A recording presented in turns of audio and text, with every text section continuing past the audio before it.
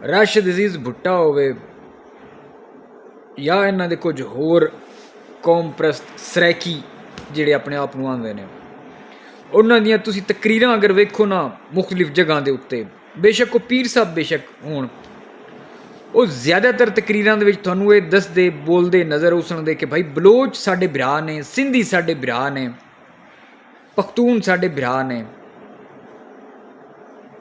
ਪੰਜਾਬੀ ਬਸ ਭਰਾ ਕੋਈ ਨਹੀਂ,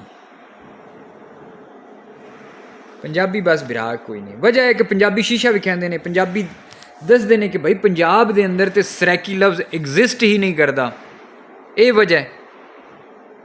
ਔਰ ਦੂਸਰੀ ਗੱਲ ਇਹ ਹੈ ਕਿ ਉਹ ਆਪਣੀ ਉਸ ਸਾਂਝ ਨੂੰ ਮਜ਼ਬੂਤ ਕਰਨ ਦੀ ਕੋਸ਼ਿਸ਼ ਕਰਦੇ ਨੇ ਕਿ ਸਾਨੂੰ ਪੰਜਾਬੀਆਂ ਦੇ ਖਿਲਾਫ ਮਹਾਜ਼ ਜਿਹੜਾ ਹੈ ਉਹ ਮਜ਼ਬੂਤ ਕਰਨ ਵਾਸਤੇ ਸਪੋਰਟ ਜ਼ਿਆਦਾ ਤੋਂ ਜ਼ਿਆਦਾ ਪਸ਼ਤੂਨਾਂ ਨੂੰ ਲੱਭੇ ਜਾਂ ਸਿੰਧੀਆਂ ਨੂੰ ਲੱਭੇ।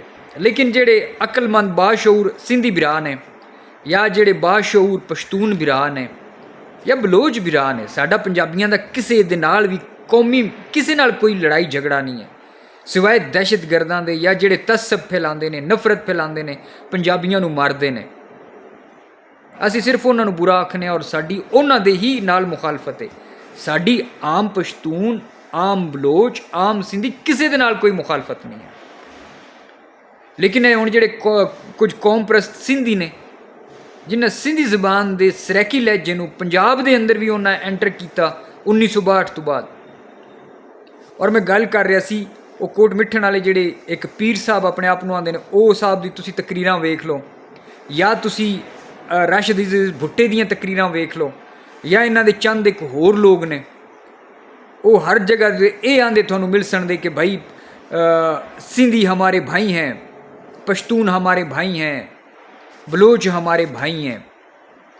तो यार असां किसी का की नुकसान किया है पंजाबियां?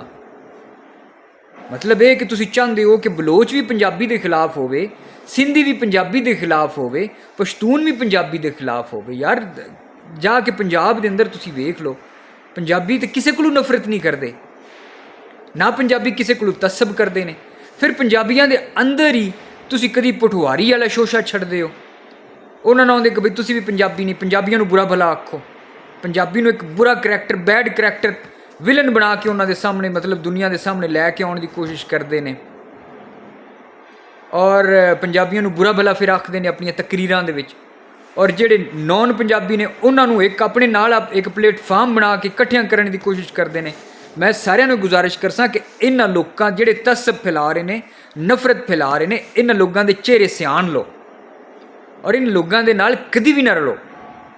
खास तौर पर मैं बाकी तो अपने सिंधी भरा, बलोच भरा, ਜਿਹੜੇ ਪਸ਼ਤੂਨ ਭਰਾ ਨੇ ਉਹਨਾਂ ਨੂੰ ਵੀ ਗੁਜ਼ਾਰਿਸ਼ ਕਰਸਾਂ, ਲੇਕਿਨ ਬਿਲਖਸੂਸ ਮੈਂ ਜਿਹੜੇ ਸਾਡੇ ਮੁਲਤਾਨੀ ਭਰਾ ਜਿਹੜੇ ਡੇਰਵੀ ਮੁਲਤਾਨੀ ਲਹਿਜਾ ਬੋਲਣ ਵਾਲੇ ਨੇ ਜਾਂ ਜਿਹੜੇ ਬਹਾਵਲਪੁਰ ਦੇ ਰਿਆਸਤੀ ਲਹਿਜਾ ਜਾਂ ਥਲੋਚੀ ਲਹਿਜਾ ਜਿਹੜਾ ਬੋਲਦੇ ਨੇ ਪੰਜਾਬੀ ਜ਼ੁਬਾਨ ਦਾ, ਮੈਂ ਸਾਰਿਆਂ ਨੂੰ ਗੁਜ਼ਾਰਿਸ਼ ਕਰਸਾਂ ਕਿ ਭਾਈ ਦੋਸਤੋ ਇਹ ਤੁਹਾਡੇ ਕੋਈ ਸੱਕੇ ਨਹੀਂ।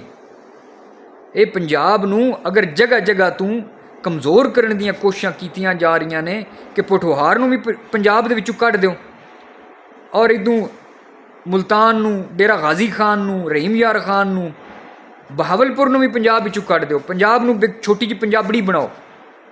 ਇਹ ਇਹਨਾਂ ਦੇ ਪਿੱਛੇ ਮੁਹਰਕਾਤ ਨੇ, ਹੋਰ ਕੋਈ ਵੀ ਨਹੀਂ। ਔਰ ਇਸ ਦਾ ਸਿਰਫ ਨੁਕਸਾਨ ਹੈ, ਇਸ ਦਾ ਕੋਈ ਫਾਇਦਾ ਨਹੀਂ ਹੈ। ਅੱਜ ਤੁਸੀਂ ਵੇਖੋ ਭਾਰਤ ਦੇ ਅੰਦਰ ਜਿਹੜੇ ਪੰਜਾਬੀ ਬੈਠੇ ਨੇ, ਅੱਜ ਉਹ ਜਨਾਬ ਤਰਸਦੇ ਨੇ, ਆਉਂਦੇ ਨੇ ਭਾਈ ਕਾਸ਼ ਸਾਡੇ ਕੋਲ ਕੋਈ ਵੀਜ਼ਾ ਹੋਵੇ, ਅਸੀਂ ਦੂਜਾ ਪੰਜਾਬ ਜਾ ਕੇ ਵੇਖੀਏ ਜਿੱਥੋਂ ਅਸੀਂ ਮਾਈਗ੍ਰੇਟ ਹੋਏ। ਉਸ ਟਾਈਮ ਉਹਨਾਂ ਦੇ ਵੀ ਜਿਹੜੇ ਬਜ਼ੁਰਗ ਆਏ ਜਾਂ ਜਿਹੜੇ ਸਾਡੇ ਬਜ਼ੁਰਗ ਉੱਥੋਂ ਮਾਈਗ੍ਰੇਟ ਹੋ ਕੇ ਇੱਥੇ ਆਏ, ਪੰਜਾਬੀ ਜਿਹੜੇ ਇਸ ਪਾਸੇ ਆਏ ਜਾਂ ਇੱਥੋਂ ਉੱਧੇ ਗਏ, ਉਸ ਟਾਈਮ ਉਹਨਾਂ ਨੂੰ ਬੜੇ ਚਾਅ ਹੋ ਸਕਦਾ ਚੜੇ ਹੋਣ ਕਿ ਲਓ ਜੀ ਆਪਣੇ ਆਪਣੇ ਦੇਸ਼ ਲੱਭ ਗਏ ਨੇ, ਆਪਣੇ ਆਪਣੇ ਮੁਲਕ ਲੱਭ ਗਏ ਨੇ। ਅੱਜ ਪਛਤਾ ਰਹੇ ਨੇ। ਇਹੀ ਕੰਮ ਹੁਣ ਤੁਹਾਡੇ ਨਾਲ ਦੁਬਾਰਾ ਕੀਤਾ ਜਾ ਰਿਹਾ ਹੈ। ਇਸ ਗੱਲ ਨੂੰ ਚੇਤੇ ਪਾਓ।